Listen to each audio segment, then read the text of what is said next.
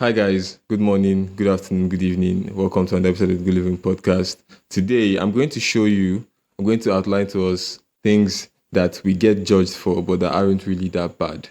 Now, don't forget this video is sponsored by Sodo Studios for your makeup and photography. Contact details and address are on the screen. Please do what to patronize. Let's get straight into the video. Number one, gossiping. So, how is it that two people can have a conversation and share their opinions about a third person, and it is perfectly fine and it is perfectly normal? But the moment, and it is not gossiping until you begin to say negative things about that third person, even if those negative things are true. It is only when you begin to say negative things that it is considered gossiping. I don't think it's fair because the truth is, if humans are as good as we think we are within ourselves, then this world wouldn't be as bad as it is right now. So I think there's a lot of us with weaknesses and a lot of us with flaws.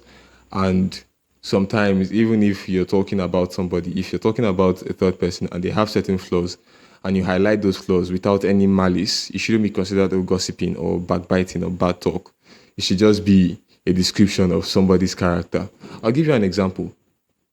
If I'm trying to explain how I started a business and I was looking for an accountant, if I had a friend that had experience in accounting, but I refused to give him the job, then, and I'm now trying to explain to another friend why I didn't give that friend the job, we can just begin to talk. Okay, say that friend's name is Frank. We can talk about Frank. Yeah, how Frank there now? Yeah, his family is doing okay, everything. Da, da, da, da. Say, yeah, you're looking for an accountant. Why don't you take Frank? And then we can also talk in Frank, funny guy, but Frank now, he will steal your money. That kind of, if I say that kind of thing about Frank, and Frank has been caught stealing money before in the position of an accountant, then it's not gossiping. It's just me outlaying a fact that this is why Frank couldn't get a job with me. And it's not gossiping. I don't think we who engage in that conversation should be judged for that. It doesn't, and I also don't have to go and tell Frank that to his face. You say, okay, this kind of thing, if you talk for in front. No, it's not the same thing. There's It's just who Frank is, and I've outlaid who he is and my reasons why I made a certain decision because of Frank's flaws. I'm not rubbing it in his face. I'm not using it to insult him in public as well. I don't think we should be judged for that. The second thing I think we are judged for that isn't really fair is revenge. I mean, how is it that all of us believe in karma, all of us know karma is real, and we anticipate karma, but then we now start getting touchy when the most perfect form of karma is carried out? If somebody goes into a man's house, shoots the man in the head, rapes his wife, and beats up his 5-year-old son, even if it's in a movie you're watching that, you expect that the evil that man just perpetrated is going to revisit him someday. But somehow, if that man's son grows up, becomes a teenager or a young adult, and hunts down the killer of his father and the raper of his mother, and that guy already has a wife of his own and a son of his own, and he goes into that man's house, shoots him in the head, rapes his wife, and beats up his own child, probably possibly even kills the child, society gets touchy and it begins to look like, oh, that's bad, you should have left vengeance for the Lord and all of that stuff. But we all know deep down that that is the most perfect form of karma that could have been carried out. But yeah, we judge people who perpetuate it. Somebody will poke you and poke you and poke you. And the moment you poke back, society wants to look at you as if you're the bad person. And I think that is unfair. However, we believe that in religion, we should forgive and forget. We should also leave vengeance for God. But on the other hand, I think it does well for justice and it does well for our conscience, actually, if we do our own back. I'm not advocating for revenge in every form. I'm just saying the satisfaction we get from revenge is actually being mocked and underplayed. The truth is, when somebody does something bad to you and you give them the taste of their own medicine as well, it does feel good. Revenge feels good. But the society and the media doesn't highlight that. They actually talk about it like it feels bad. And it's actually forgiving and holding that, letting that thing go slowly that's what is harder. But probably that's better in the long run because one aggravation here might lead to a reaction from this angle, and then that could spark up into a whole new level of things.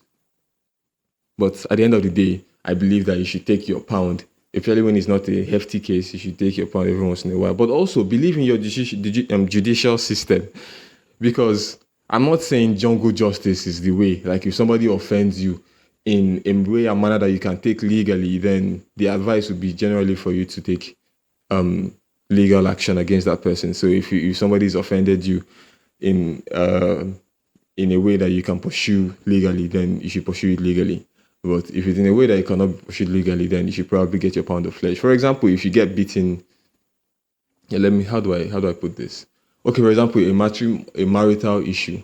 Now, I'm not saying I'm advocating for this. I'm just giving an example. So, if somebody sleeps with your wife, right, and let's say they took advantage of your wife, not your wife being a wayward woman, take advantage of your wife in such a way. Let's say because of money, one of your friends, because they agreed to lend your wife money to help you out in secret. One of the friends had an arrangement with your wife and made her sleep with him for that money instead of just lending it straight away as your friend. If that in that kind of situation and you want to take a revenge, you cannot seek revenge with the law.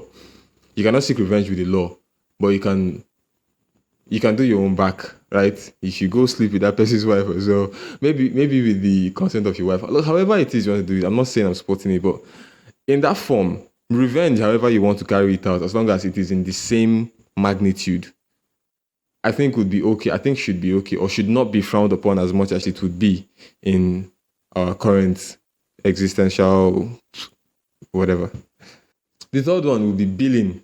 Really, all of us are suffering. Like not all of us. I won't say every single person is suffering. There are people obviously who are at better positions in life. But the truth is, the country that we live in, this is more nation specific, the country that we live in is becoming increasingly difficult. And the truth is, as it's getting difficult, we have always tried as Nigerians to adapt to these difficulties. Every Nigerian has been trying to minimize and adapt to the difficulties.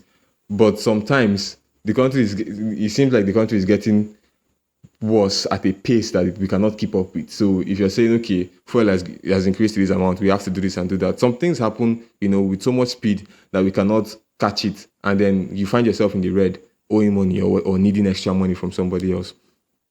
And the simple action of somebody asking you to help them with some money should not be offensive, right? Some people, because when I say billing, some people, they're just offended by the fact that somebody would ask them for money, would even dare to ask them for money. The problem is, you need to understand that if these people had other choices, they wouldn't ask you for money. Yeah, it gets to a point where, you need money and you have asked the people that generally would give you without judging you, and they are all out of money, they can't give you, and then you now have to ask somebody new, and then that new person is upset by the fact that you can even ask them. And it's really messed up because at every single point in time, human beings will need help from other human beings. It doesn't always have to be financial, but if you deny somebody financial help, like we talked about karma earlier, you could deny something that is beyond financial help eventually.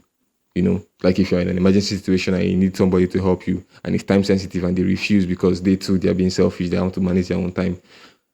Something could affect you in that manner. No matter how much you have, you cannot buy time. So, there are different things that we can look at. So you should be more empathetic to people who ask. And also people who ask, you should also try to generate money by yourself one way or the other before looking outside for money, because a lot of people are looking at their own money and looking at how they can manage their life with it. So nobody's really keeping money to give you. It's money they had plans for, that they do sacrifice for you. So if you're billing, they're billing with care.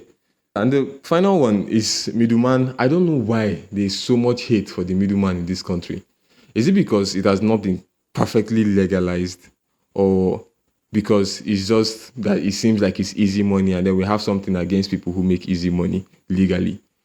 Because if Cynthia wants to sell her phone for 25,000 naira and she cannot get a buyer for 25,000 naira quick enough, and then she needs the help of John to secure, like, okay, John, please, I have this phone, I'll sell it for 25K. Help me find a buyer. To satisfy Cynthia, all John has to do is find 25,000 naira, give Cynthia, and take her phone and give it to the person that he got 25,000 naira from. But if John is smart and he gets somebody that gives him 35,000 naira for the phone, and he comes back and he gives Cynthia her 25K and keeps the 10 for himself, he's seen as the bad person. Why does that have to be the case? He's also hustling, and there's easy ways of making money. There's working hard and there's working smart. And this is a perfect example of passive income and you working smart. And he shouldn't be judged for it. He shouldn't be seen as an evil person. Of course, there are exceptions. For example, in a case where maybe John has gone to talk to Philip, for example, that wants to buy the phone, and Philip says he has 25k, but because John wants to make 10,000 naira on top that phone, he's going to come back and tell Cynthia that, oh, they're only offering 15k for your phone, so that he can collect 25k, give Cynthia 15 and keep 10. I think that is wrong. I think that isn't actually evil. You're not depriving her of the customer that you're supposed to help her find because you want to make your own personal gain. That is well and truly evil. I do not support that at all. However, if he's okay, if he gets her price, or if your middleman gets the price that you're asking for and gives it to you, no matter how much he makes out of the deal, it should have nothing to do with you. It is your greed that is going to make you have an issue with that. And on the other hand, also you can say, but he made so amount on top of the money, on top of the deal, and then came and still collected money from me as per IRAC. Why not? Have you paid him for finding you the buyer? You're forgetting that you wanted 25k and you recruited this guy so that he could secure your 25k for you and give and sell your phone. He has done that, and what have you given him for it? Have you paid? You've not paid. So if he comes back and asks you for 1k for the deal, even if you made 200,000 on top of the 25k deal, you owe him money because he has done your part for you and you've not paid for the part he did. Unless you have a separate agreement with him where you say, okay, if you can get extra money on top, fine, that will be your IRAC. So he cannot come back to you. But in a case where you just tell him you want to sell this phone for so amount and he goes and sells it for that amount and gives you your money, you should settle him IRAC if he asks for it. Alright, that's the video today, guys. Remember, the channel is giving you content both on a weekdays and weekend basis. So we'll be giving you shocking stories during the week and little short talking videos like this during the week, and then our regular discussions with guests at the weekend.